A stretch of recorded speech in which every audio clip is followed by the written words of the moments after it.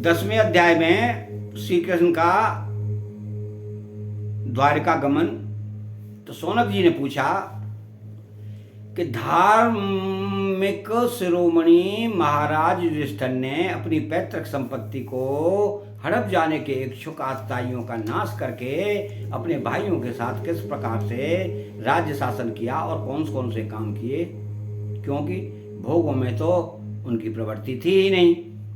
तो सूत जी कहते हैं कि संपूर्ण सृष्टि को उज्जीवित करने वाले भगवान श्री हरि परस्पर की कलहाग्नि से दग्ध कुरुवंश को पुनः अंकुरित कर और युधिष्ठिर को उनके राज्य सिंहासन पर बैठाकर बहुत प्रसन्न हुए। भीष्म पितामह और भगवान श्री कृष्ण के उपदेशों के श्रवण से उनके अंतःकरण में विज्ञान का उदय हुआ और भ्रांति मिट गई।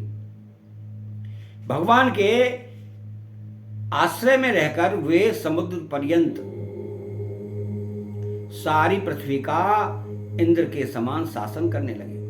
भीमसेन आदि उनके भाई पूर्ण रूप से उनकी आज्ञाओं का पालन करते थे। युधिष्ठिर के राज्य में आवश्यकता अनुसार यथेष्ट वर्षा होती थी। पृथ्वी में समस्त अभीष्ट वस्तुएं पैदा होती थी। बड़े बड़े धनों वाली बहुत सी गौएं प्रसन्न रहकर गौशालाओं को दूध से सींचती रहती थी।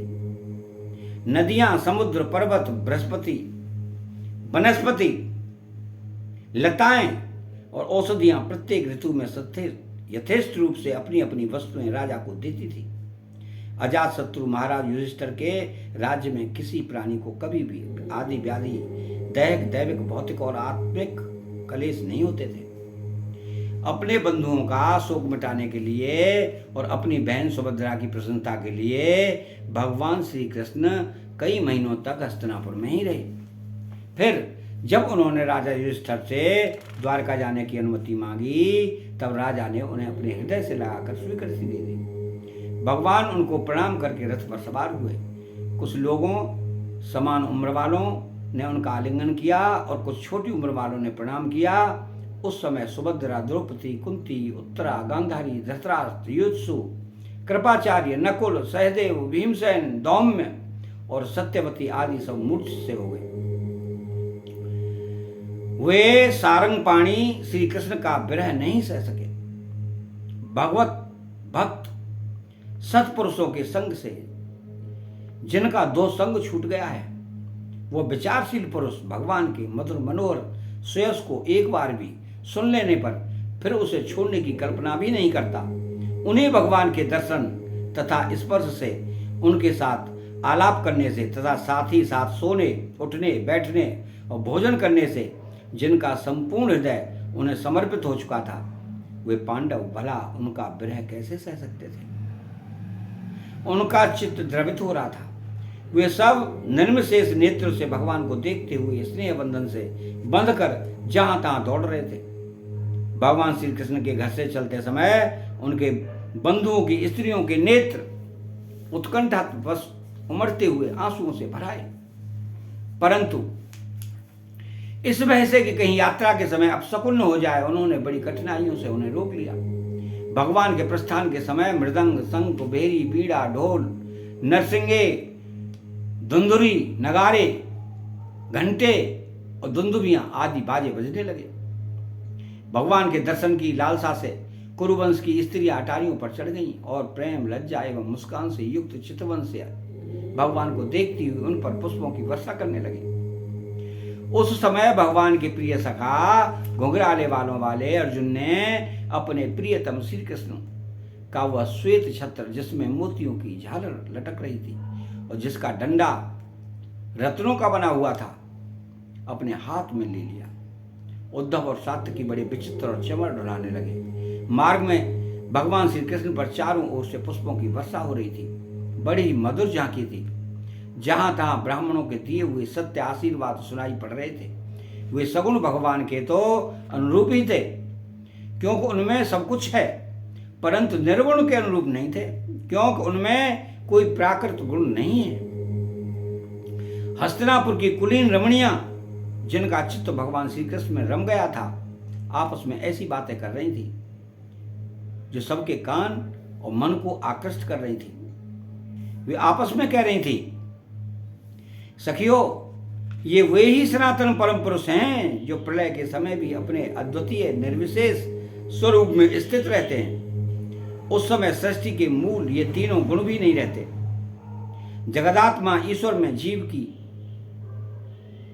भी लीन हो जाते हैं और महत्त्वादि समस्त शक्तियां अपने कारण अव्यक्त में सो जाती हैं। उन्होंने ही फिर अपने नाम स्वरूप रहित स्वरूप में नाम रूप के निर्माण की इच्छा की तथा अपनी काल शक्ति से प्रेरित प्रकृति का, जो कि उनके अंशभूत जीवों को मोहित कर लेती है और सृष्टि की रचना में प्रवृत्त रहती है, अनुसरण किया और व्यवहार के लिए वेदादि शास्त्रों की रचना की। इस जगत में जिनके स्वरूप का साक्षात्कार जितेंद्रिय योगी अपने प्राणों को वश में करके भक्ति से प्रफुल्लित निर्मल हृदय में किया करते हैं, वे श्री कृष्ण वही साक्षात परब्रह्म हैं। वास्तव में इन्हीं की भक्ति से अंतःकरण की पूर्ण शुद्धि हो सकती है, योग आदि के द्वारा नहीं। सखी, वास्तव में ये वही हैं जिनकी सुंदर लीलाओं का गायन वेदों में और दूसरे गोपनीय शास्त्रों में व्यासादि रहस्यवादी ऋषियों ने किया है, जो एक अद्वितीय ईश्वर हैं और अपनी लीला से जगत की सृष्टि, पालन तथा संहार करते हैं, परंतु उनमें आसक्त नहीं होते। जब तामसी बुद्धि वाले राजा अधर्म से अपना पेट पालने लगते हैं, तब ये ही सत्व गुण को स्वीकार कर ऐश्वर्य, सत्य, वृत्त, दया, यश प्रकट करते और संसार के कल्याण के लिए युग युग में अनेकों अवतार धारण करते हैं। आओ, यह यदुवंश परम प्रशंसनीय है, क्योंकि लक्ष्मीपति पुरुषोत्तम श्री कृष्ण ने जन्म ग्रहण करके इस वंश को सम्मानित किया है। वह पवित्र मधुबन ब्रजमंडल भी अत्यंत धन्य है, जिसे इन्होंने अपने सही सवता किशोरावस्था में घूम फिरकर सुशोभित किया है। बड़े हर्ष की बात है कि द्वारका ने स्वर्ग के यश का तिरस्कार करके पृथ्वी के पवित्र यश को बढ़ाया है। क्यों न हो, वहां की प्रजा अपने स्वामी भगवान श्री कृष्ण को, जो बड़े प्रेम से मंद मंद मुस्कुराते हुए उन्हें कृपा दृष्टि से देखते हैं, निरंतर निहारती रहती है। सखी, जिनका इन्होंने पाणी ग्रहण किया है, उन स्त्रियों ने अवश्य ही व्रत, स्नान, हवन आदि के द्वारा इन परमात्मा की आराधना की होगी, क्योंकि वो बार बार इनकी उस अधर सुधा का पान करती हैं, जिसके स्मरण मात्र से ही ब्रजवालाएं, शिशुपाल आदि मत वाले राजाओं का मान मर्दन करके, जिन्होंने अपने बाहुबल से हर लाए थे, तथा जिनके पुत्र प्रद्युम्न, सांब, आंब आदि हैं, वे रुक्मिणी आदि 8 पटरानियां और भौमासुर को मारकर लाई हुई जो इनकी हजारों अन्य पत्नियां हैं, वे वास्तव में धन्य हैं, क्योंकि इन सभी ने स्वतंत्रता और पतिव्रता से रहित स्त्री जीवन को पवित्र और उज्जवल बना दिया है। इनकी महिमा का वर्णन कोई क्या करे। इनके स्वामी साक्षात कमल नयन भगवान श्री कृष्ण हैं, जो नाना प्रकार की प्रिय चेष्टाओं तथा परिजातादि प्रिय वस्तुओं की भेंट से उनके हृदय में प्रेम एवं आनंद की अभिवृद्धि करते हुए कभी एक क्षण के लिए भी इन्हें छोड़कर दूसरी जगह नहीं जाते।